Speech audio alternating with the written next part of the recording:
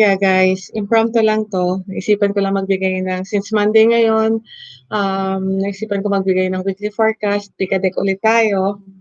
Okay, the choices are, again, agate, crystal, clear quartz, and the amethyst crystal.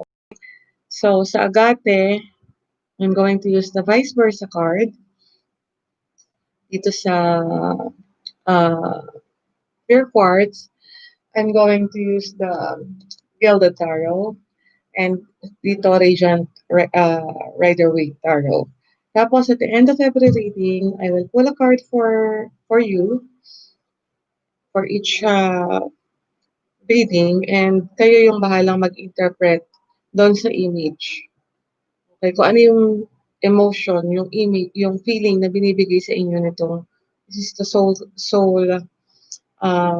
cards. This is the soul cards and you are going to read this according to what you feel, to your intuition. Okay, so pick a deck, and I'm going to start with number one, Agate. Natin. Before that,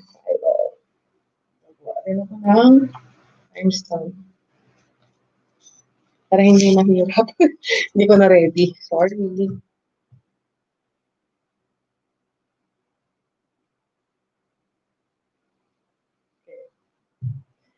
So, vice versa. Ito yung deck na sobra kong pinag-aaralan ngayon. Pero, yan, natapos ko na siya. Kasi may iba siyang mga meanings. Tapos, ini-incorporate ko rin yung sarili kong version doon sa meaning na nasa book. Just studying it. Vice versa siya. Kabilaan yung tarot.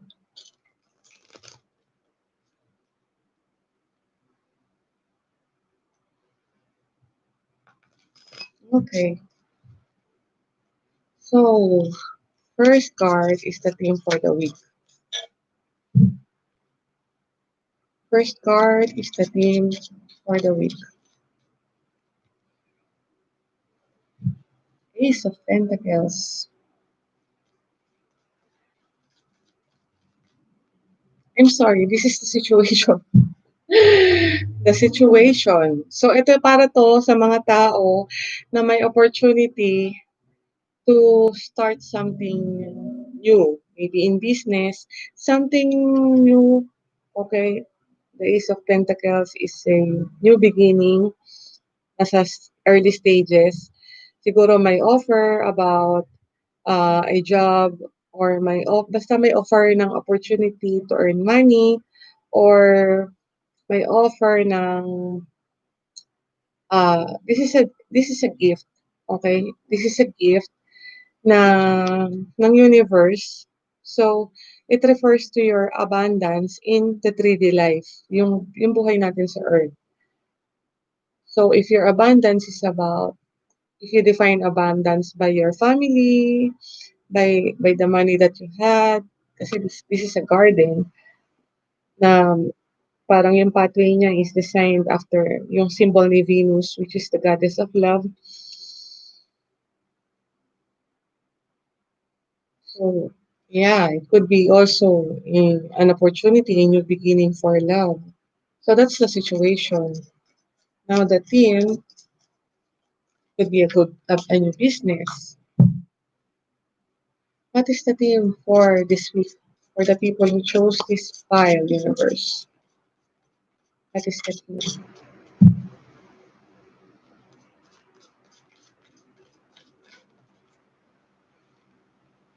Ah,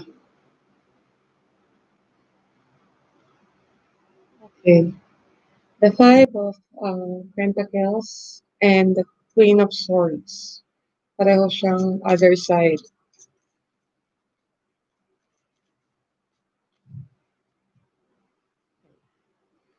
The Five of Pentacles and the Queen of Swords. Look at this Five of Pentacles. Usually, ito yung pinapakitang Five of Pentacles sa araw. This is about poverty, di ba? This is about the feeling of abandonment. being left out in the cold, disappointment, yung feeling na alone and lonely, sadness, depression. Okay. But here on the other side, it's the same thing, except that even if you feel abundant in other things, in material things, maybe you have money, okay, maybe you have people that is surrounding you, that is supportive of you, pero andun pa rin yung feeling of lack, okay, because you are inside that uh the other side of the window.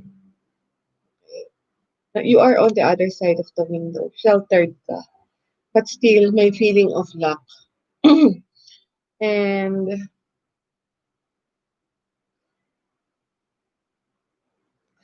the Queen of Swords backside is someone na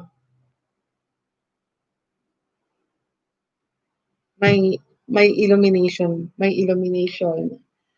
about something that is um hurtful or painful to her. So, ang feeling ko dito, this is acceptance. Yung theme for next week, for this week, is acceptance of the things that you cannot change by means of uh, clarity, communication. Kasi si Queen of Swords, this is a queen na she will not tolerate anyone's bullshit. Okay, ano to eh, matapang na queen, she will cut you off kung nagdadala ka ng energy na hindi niya gusto. But here on the other side, at the back side, she's a queen who will never forgive you unless you make amends. But she's also a queen na pag ginawan mo ng favor, tatanawin niya and ibabalik niya sa'yo. So, ang feeling ko dito, because this is the situation, okay, merong panibagong simula. And this is a gift.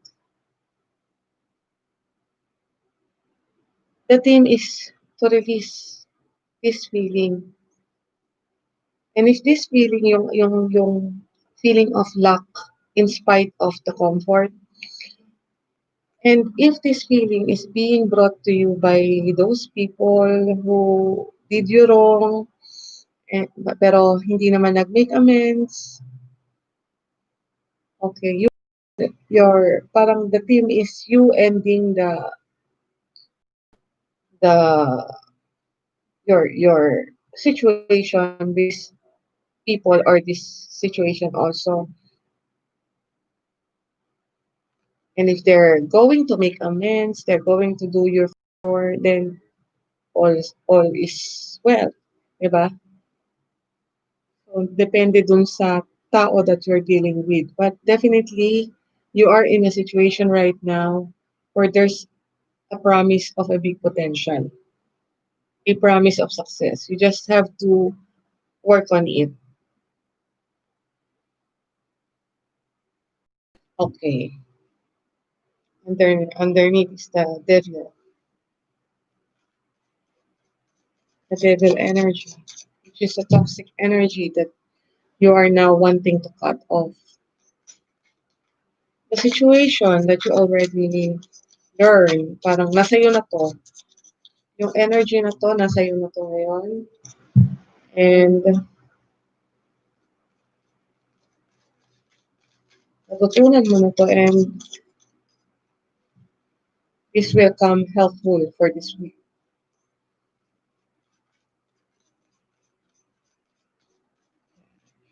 Already learned. Okay, Nine of Swords. So, you are definitely getting out. Parang you want to get out of the nightmares, the anxiety,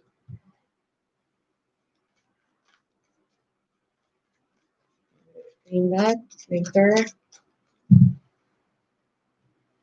And the challenge mo, your challenge for this week,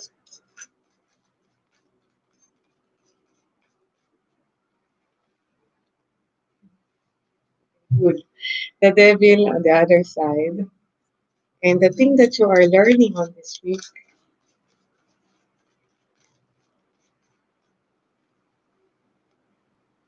power. The other side again. The other side of the tower. And the gift that you are going to have this week,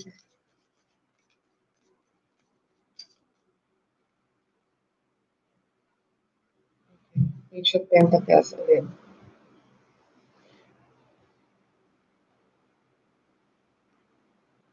Underneath the deck is the Seven of Pentacles in reverse.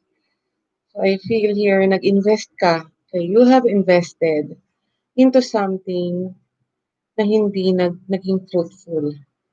This could be an investment sa career, sa negosyo, sa family, or sa personal relationship, romance.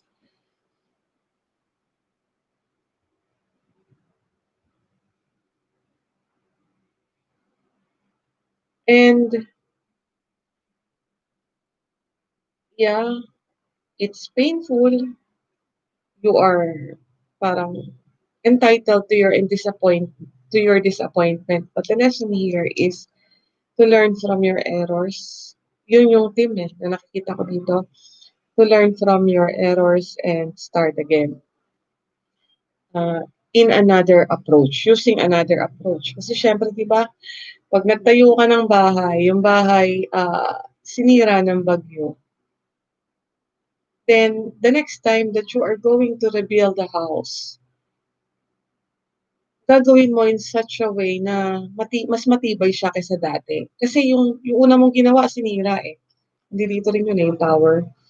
Yung una mong ginawa, sinira. So, i-rebuild mo siya sa ibang materyales na nababagay doon sa surrounding mo. If yung surroundings mo is prone sa mga bagyo, then gagawin mo siyang mas matibay against sa mga bagyo.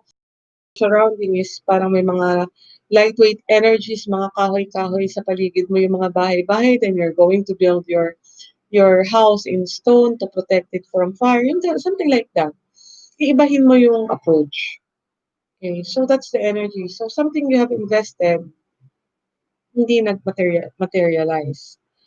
But now, your situation is you're being given another start, another beginning, and this is promising kasi this is a gift from the universe, from the divine.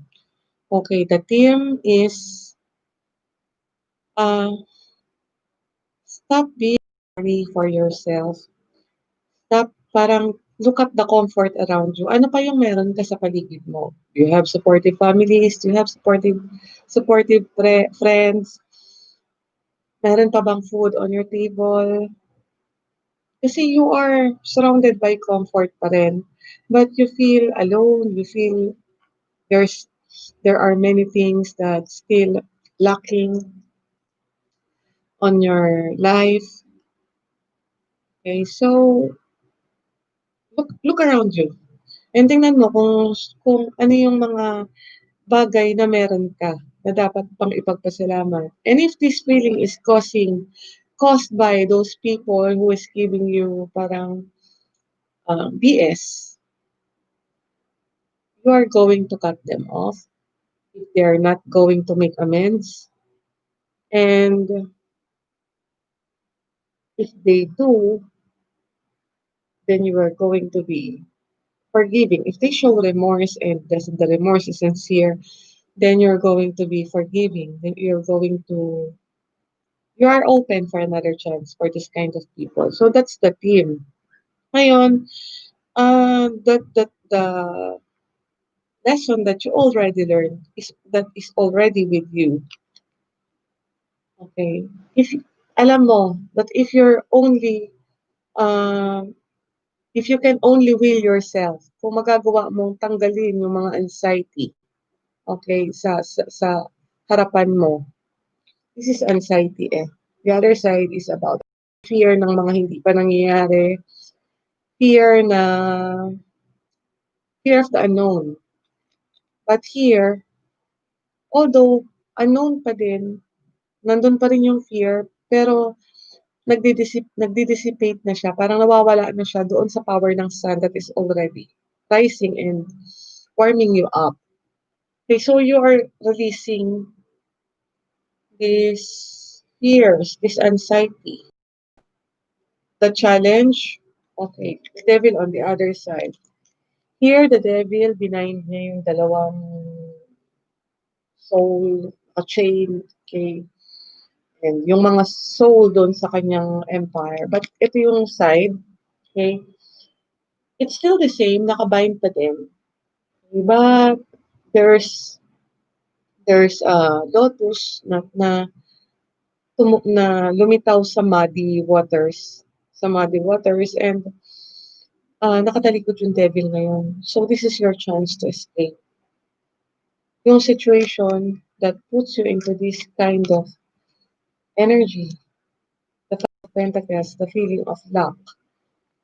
Nakatalikod ngayon yung devil. And this is now your chance to escape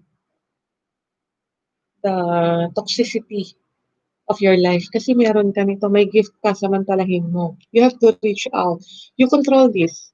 Okay, yung pentacles na to, itong pentacle na to, it's either you throw that pentacle up in the air or sasaluhin mo siya or you're just parang nile-levitate mo, controlling the energy para mag-levitate yung so yung control, nasa kamay mo yung control.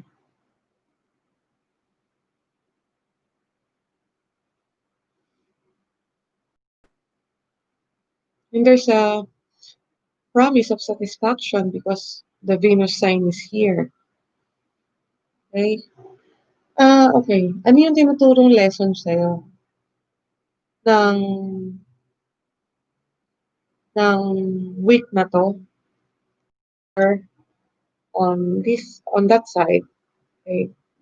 That side, the tower is about destroying things that has weak foundation. Diba? Parang the same with this energy.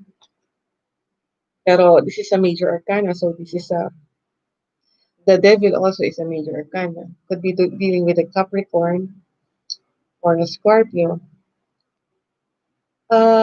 Yeah, this is parang the lesson that you are learning right now is kung ano man tong situation na to, na nasira, na destroy, sudden destruction, sudden changes, that bring sudden changes in your life. There's nothing for you here. Wala kang, huwag mo lang panghinayangan kasi there's nothing for you. Kung ano yung mask na pinakita sa'yo, yung mask na ipinakita sa'yo ng situation na to, ng tao na to, ng situation na to, if binigyan ka nito ng hope for happiness or security, belonging, it's a mask na sinisira ngayon. Pinapakita ngayon sa'yo yung loob ng tower, which is hungkag, shallow, walang laman. And the chariot here, yung sphinx ng chariot, the chariot is here, nag-crash na siya, it's already broken. So, you are being advised right now, yung lesson is, there's nothing for you here. Huwag nang ipilit na i-push forward. And the gift is the Page of Pentacles.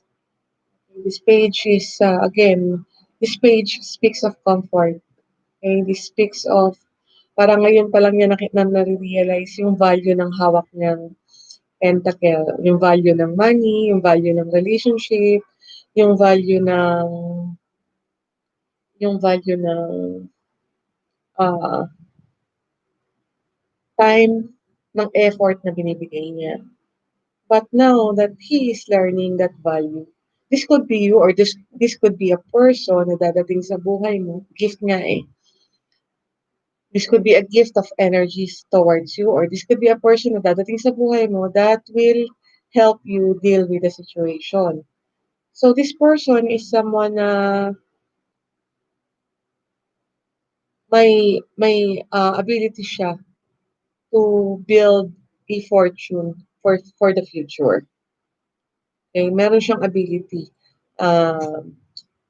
Matured itong energy na 'to even though he's just a page, bata pa lang siya, nag-start pa lang siya ulit. Nag-start pa lang siya, but mature yung energy niya. Meron siyang, vision.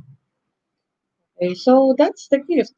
Remember, this is just, energy for the week and kung ma masusunod lang yung, trajectory ng energy, then you will have this.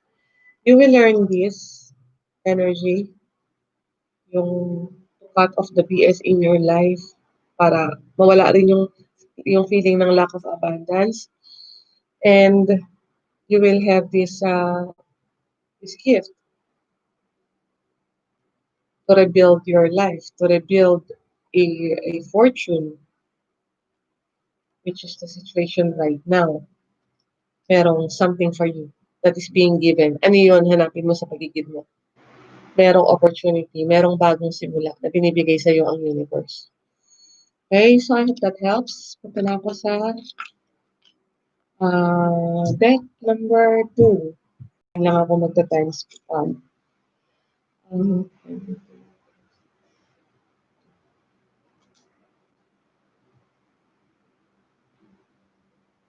ay, sorry.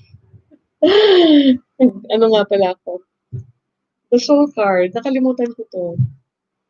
Pick ako na isang soul card. Sana lang hindi siya maging malabo. Itong camera ko ang labo. For you.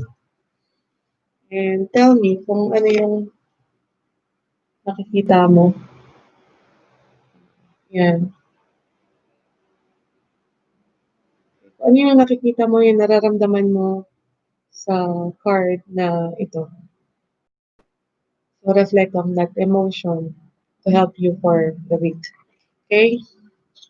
Pause na lang yung video kung ano.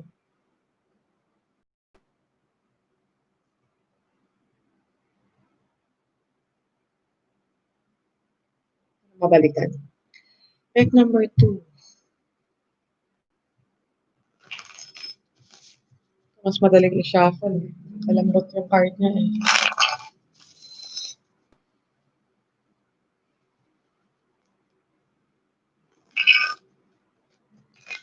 I know some of my friends don't like this tarot because of the art. And there was a time that I don't like this either. Pero yeah, nagbabanding ulit kami ngayon eh.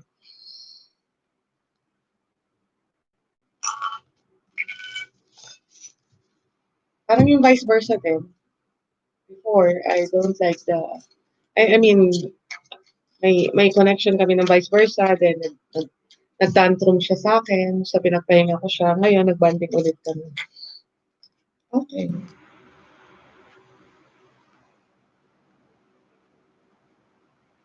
Situation, 2 of Wands. The theme is the Fool and the Page of Swords. Okay. Latag ko nga muna para dalawa na naman.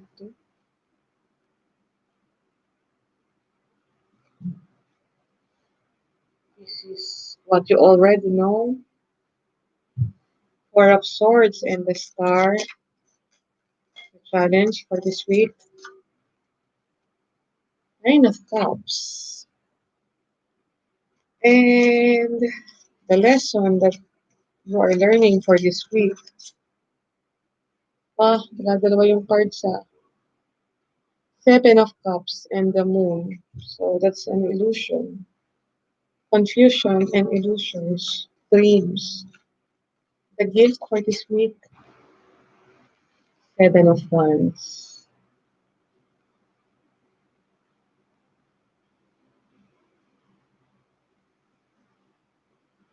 underneath the deck is death.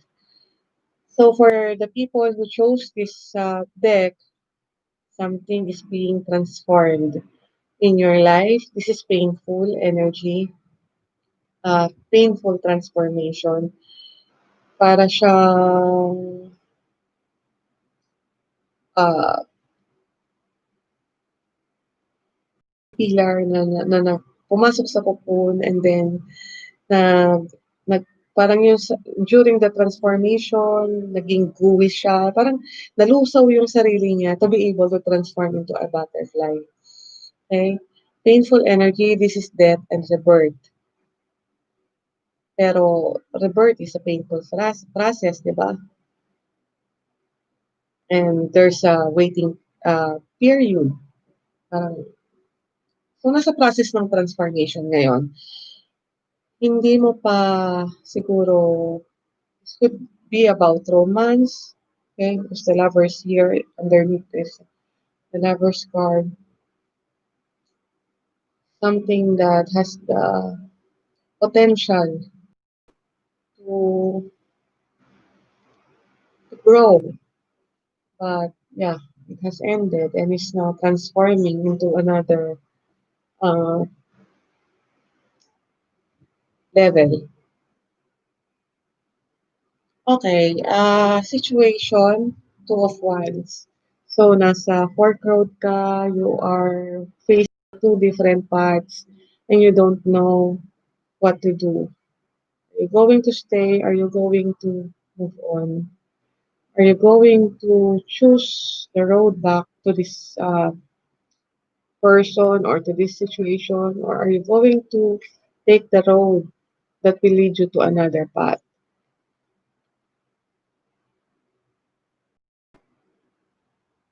See, the other one is parang papunta siya dun sa mountain. This is blockage, okay?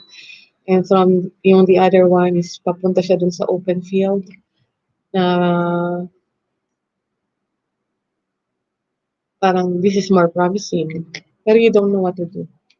You are on a place of choosing uh, kung alin dun sa dalawa yung pipiliin mo. So the theme for this is the fool, okay? Parang you are being led to take that leap of faith with innocence of a child. Parang just trust that whatever path na piliin mo will lead you to will lead you to something that will benefit you. Okay. Kasama niya si Page of Swords energy, something that you already parang may datas ka na, may research ka na ginawa about the situation. That's why you are torn between wanting to, you know that the situation is not good for you right now, that you still want to stay. But what if you're going to take your path and leave the situation or the person? So that's the theme for the week. Yung the thing that the lesson that you all already learned that is already with you, you know that by parang allowing yourself to rest, you will heal. So this is the energy of taking a rest, taking a break, and this is healing you. This is bringing you the healing of the star. This is parang nagkakaroon ka ng hope dahil pinagpahinga mo yung katoksikan ng mo, ng buhay mo. Nagkakaroon ka ng healing, nagkakaroon ka na ng hope. The challenge is you have so many dreams. Meron kang pangarap sa buhay. Meron kang desire, yung ano yung desire ng puso mo. So, yun yung challenge. Can you let go of that for now? At least for this week?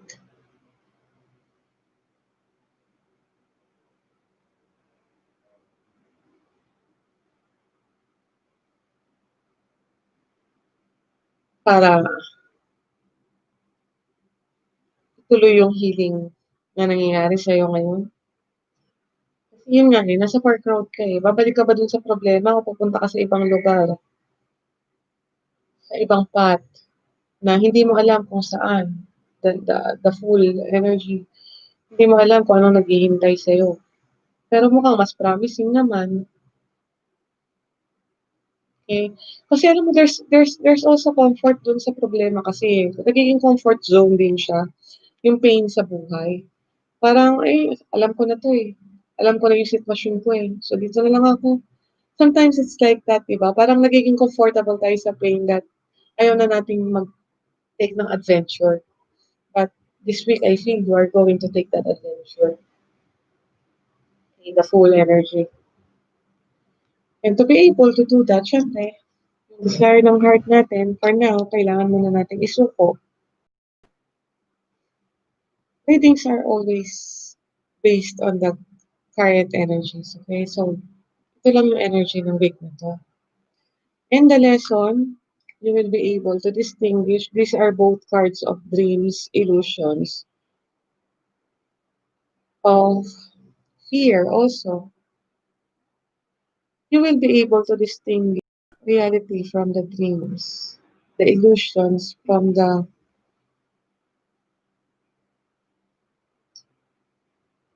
fantasy na kinreate natin ng sarili nating expectations.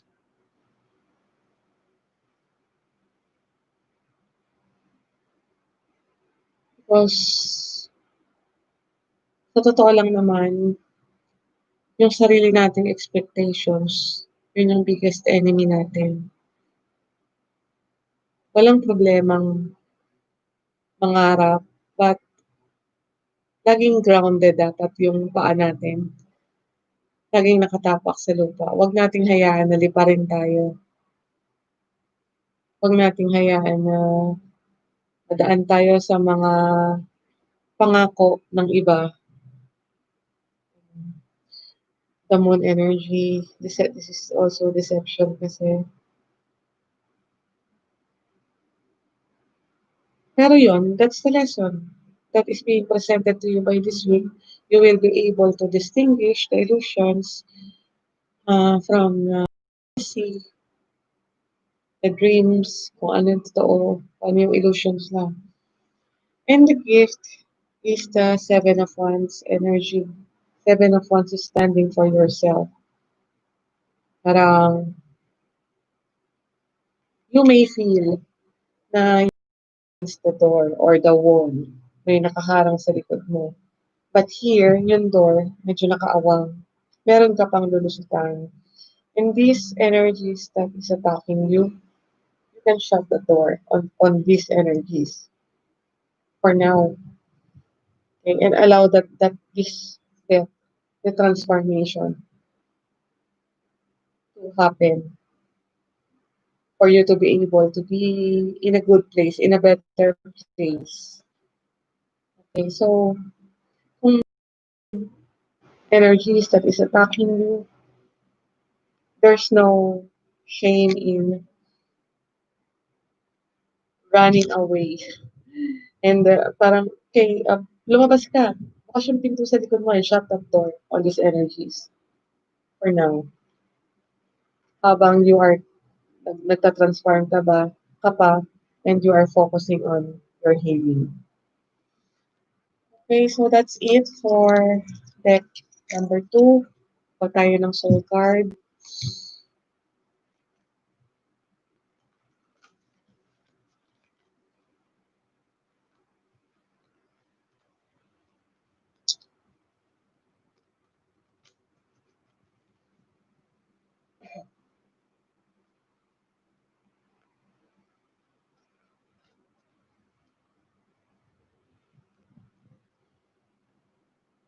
at that image. What are you feeling? This image making you happy, hopeful, or is this bringing you down?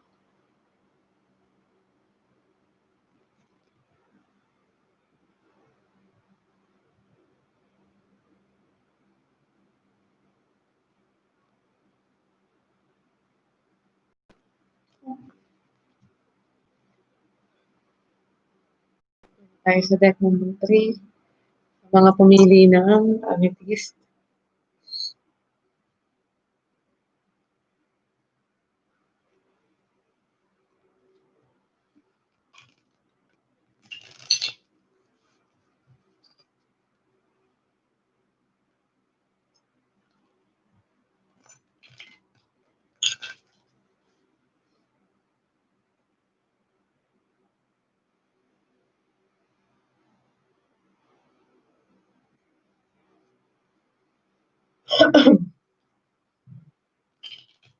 Wala akong COVID.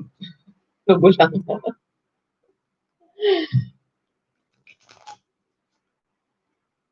Deck number 3.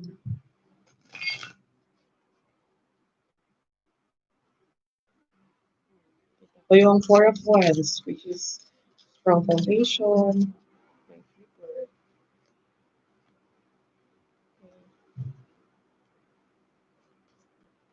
Nine of Pentacles and the 7 of Wands. Dami. Ayan. Si,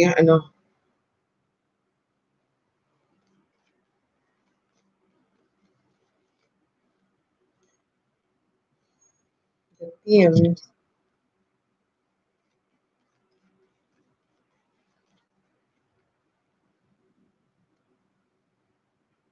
Something that you already know is the full challenge for this week.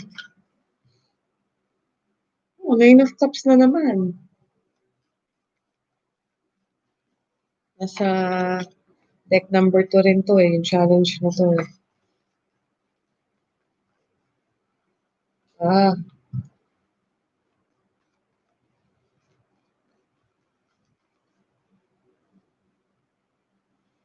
something that you are learning this week. The Knight of Swords.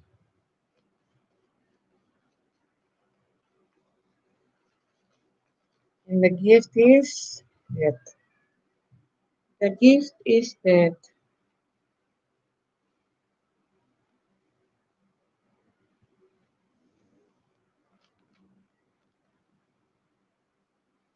underlying energy is the Eight of Swords. This could be about marriage. This could be about higher level of commitment, love life, someone that you loved and the loves you in return, minsan sa buhay mo. Okay, but right now, parang feeling mo entrapped ka dun sa situation. Parang you are stuck and you cannot move on.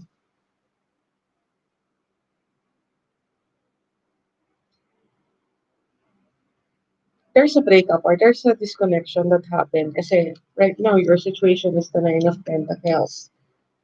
Parang just doing yourself, single, alone, and parang you are blocking any energies that will disrupt your peace or uh, the door. I'm sorry. Okay.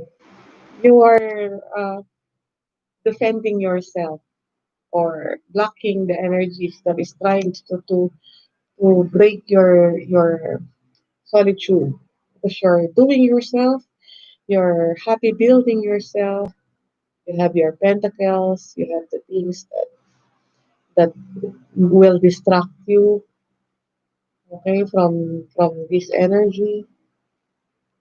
Uh, you are trying to get out of this energy, sure.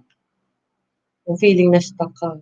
But yeah, the way you do it is by working on you. You are doing good.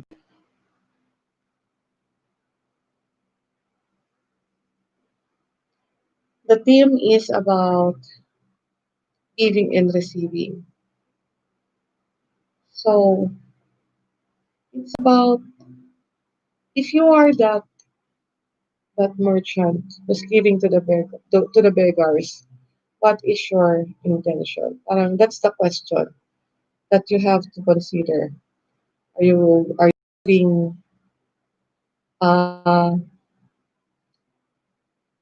money for the sake of showing people that you are giving money, or are you giving love for the sake of getting that love back in return? Parang may agenda palagi, may reason for giving. Eh, 'di ba may hawak siyang scale, parang kailangan kung ano yung binigay niya babalik sa kanya, which is dapat naman, okay. And kung ano yung nilalabas natin na energy, that is the energy that's supposed to come back to us. Pero kung labas tayo ng labas, tapos hindi naman bumabalik, may imbalance na, 'di ba? So, napupunta tayo doon sa energy ng pagiging beggar. Are we asking for attention na hindi nabibigay? Are we asking for parang do we have to ask for love from these people that gave our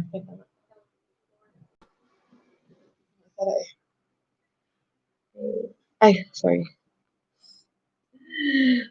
parang tatanggapin na lang ba natin yung morsel, yung barya. This person, this merchant is a very rich man, 'di ba? And maybe we are part of the team that helped him build his ano, let's say negosyante 'to, nagbebenta siya halimbawa ng may meat shop siya halimbawa. Once upon a time, we are consumer of that, we are hindi consumer, parokyano, customer tayo nung shop na yun. And when he became rich, was he's giving back pero by means of barya-barya lang, parang gano'n. So merong imbalance of give and take.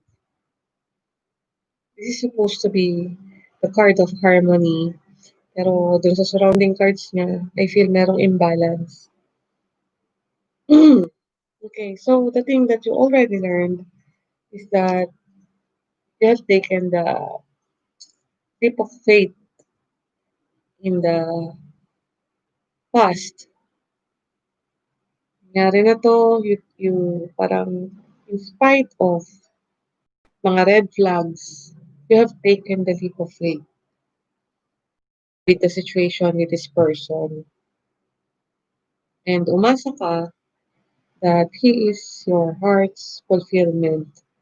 You are kaya challenge yung Nine of Cups, eh. Hindi mo nakuha yung Nine of Cups. So, ngayon ang lesson mo, okay, the Knight of Swords, eh, tingnan mo 'di ba reverse yung Knight of Swords.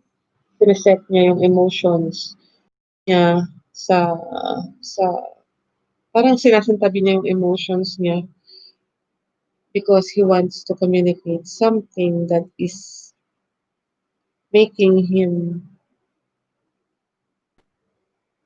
uh, harsh, angry. May nararamdaman na ako na galit dito sa energy ngayon ng Knight of Swords. Parang this is someone na hindi nag-iingat sa pagsasalita niya. Okay, ito yung lesson that you are learning. So, bantayan 'to sa sarili. This is someone na sa sobrang, ah, pagmamadali, sa sobrang rush ng energy niya at yung harsh ng energy niya, he feels he's speaking the truth. But also, this is a person who tends to, meron siyang tendency to jump into conclusion. So, if you are going to feel, if you're going to feel that energy na parang, inis na inis ka na, hindi mo makuha 'to. Meron kang gusto na hindi mo makuha, galit na galit ka na, and gusto mo ng manugod, gusto mo ng i-demand, "Bigay mo 'to sa'kin." Imbalance. "Bigay mo 'to sa'kin kasi I deserve that. I deserve that respect, I deserve that honesty, I deserve" ganyan. Isipin mo muna, saan galing yung ano ang basis mo for that ano, for that assumptions, ayan. The exact word is assumptions. May facts ba? Did you gather the facts?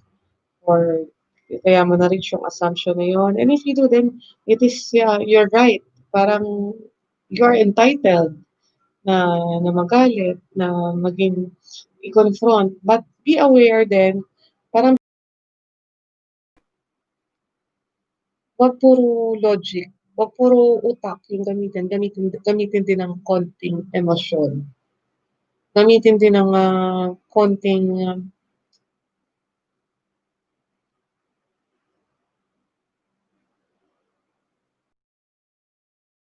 from a place of love, of calmness, clear thinking. Kasi si Knight of Swords hindi ko 'to nakikita na may clarity or may na-clear yung pag-iisip niya, eh. So yun yung lesson that that this week is going to teach you. Be careful of your thoughts, be careful of your words, be careful of your actions. The gift is this is going to transform you. See, hindi naman palaging bad yung pero yun lang, yung death kasi, it is a transformation by pain. So something about you or about the situation will transform and to bring you closer to the person that you are becoming, the person that you should be, which is the Nine of Pentacles, yung independent energy, happy to be on her own, pero walang defensiveness. Alam mo yun, parang hindi mo naman kailangan ipaglaban yung independence mo. Walang ganong factor. Parang hindi ka dapat ma-threaten. Kasi if you're really confident about yourself, about your own ability, then you don't have to fight other people's opinions of you.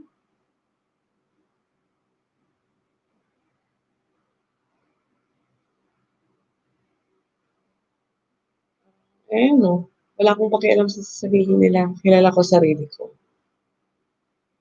Hindi ka hindi ka nila mai-entrap. Hindi ka nila parang they cannot shame you. They cannot parang kasi minsan 'di ba 'pag tayong narinig na tsismis na bad things about us, parang nahiya tayong lumabas kahit di naman totoo. So, I feel that's what's happening here. Tina-transform ka nitong, pangyayari ngayong week na 'to to be a calmer person, to handle things in a more peaceful manner. Parang sometimes we have to let go of our wish for the moment para dun sa long-term plans of getting after this. Parang hindi ngayon, pero baka next week okey na. Baka next week may chance na ako na makuha yung wish ko. So, I'm going to work towards that. And yung team, if there's an imbalance, then babalik yung harmony. That's the team. That's the lesson. that the universe is giving you right now. Okay.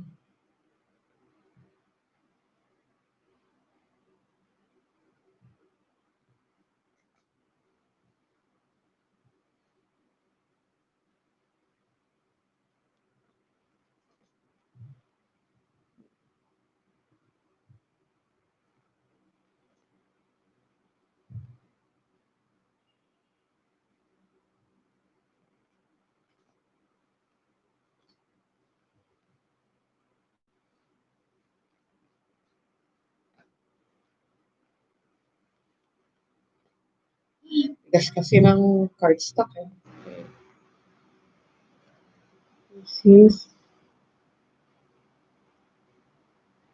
the soul card for you. So, ano na lang. What do you feel when you're looking at this? You hope, you feel there's harmony in this card. Okay, that's it. Kung